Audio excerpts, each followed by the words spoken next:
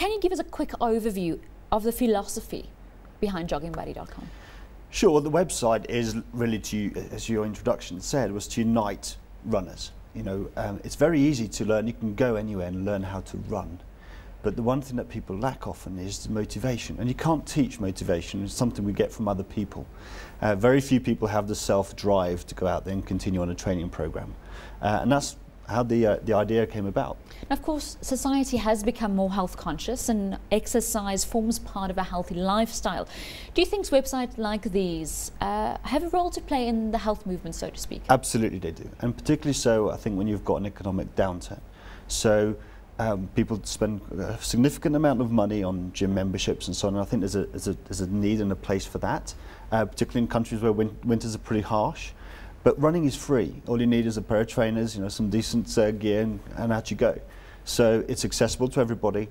And you know what? You might be a jogger or a runner, and we also own runningbuddy.com, but we made a conscious decision to go with Jogging Buddy because it's more inclusive. It's for everybody. So it has a role to play. Activity, of course, has enormous health benefits. And we want to promote that, and if we can do that at the same time as introducing you to somebody else that will give you more fun in that space, great. Well, you currently have members in over 89 countries. How did you get your website's name out there? Is it by word of mouth? It is word of mouth, and completed by accident. I first launched it in the UK. Within 4 or 5 weeks, I saw that there was a market because people were joining. And of course, like most people, you depend on friends and friends of friends.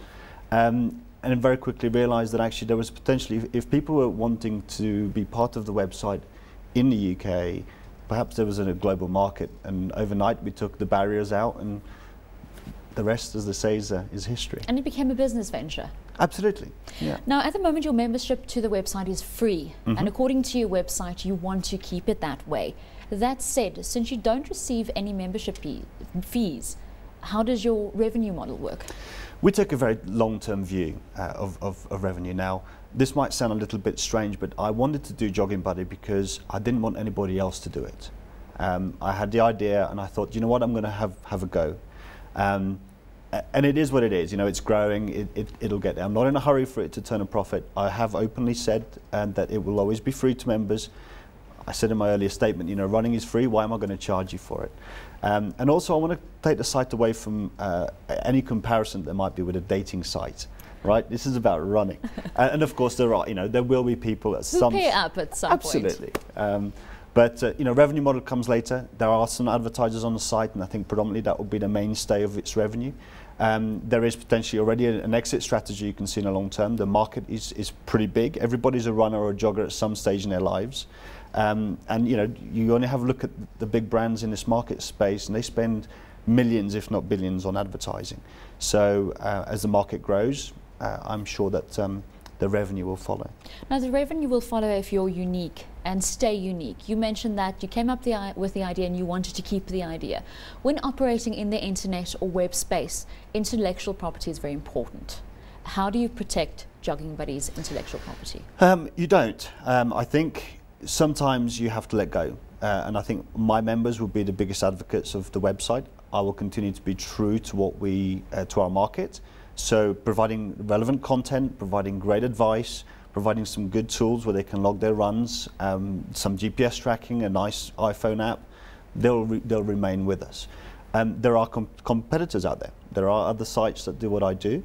I just happen to have done it a little bit quicker and globally. So it's about keeping the edge and being the most quality website of its sort in the field. Absolutely. And people want choice, and you're welcome to go and see what's out there. And I just hope that eventually they'll come back and remain with us.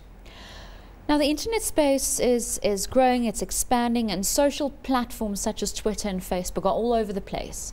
Now, with this social boom happening, is there still space for websites when you can get a buddy a click away or send out a tweet about, I'm running this morning, do you want to join me? I think there is. I've sort of looking at this as what I call activity-based social networks. So you've got a broader sense of, or group of friends. They're not all going to be interested in running, as some might be.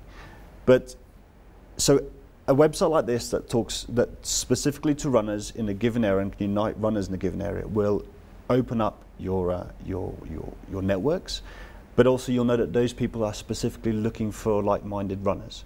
So to answer your question in a roundabout way, Facebook is great for general chit-chat, Twitter is great for making quick announcements, Jogging Buddy and other sites like it are great for people that want specific activity partners in that field. Who are serious about their running. Absolutely. All right. Now, future plans, you mentioned eventually an exit strategy, the revenue model will come, but what is the immediate future for the website? The immediate future is continue to stabilize the platform, making sure that we're doing all the right things for runners.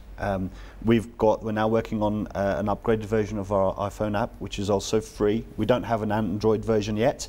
We're working on that. We're looking at new technologies that are coming out. We're also looking at how we integrate other technology partners like Garmin, for example, they produce a GPS watch that you can wear when you go out running, so that users can upload straight onto the website. And looking at developing our forums. We're also looking at international experts who are experts in diet and physical training, who will come onto the site and give advice to runners. So there's lots to do. We never run out of things to do. The to-do list keeps growing every day. And what's next for Tony? I mean, it seems like you're an investor of sorts. You identify areas, go into them. What's next for you? The buddy concept is one that's here to stay. We've got Jogging Buddy. I also have a number of other buddy sites that I'll look to roll out, Motorbike Buddy being one.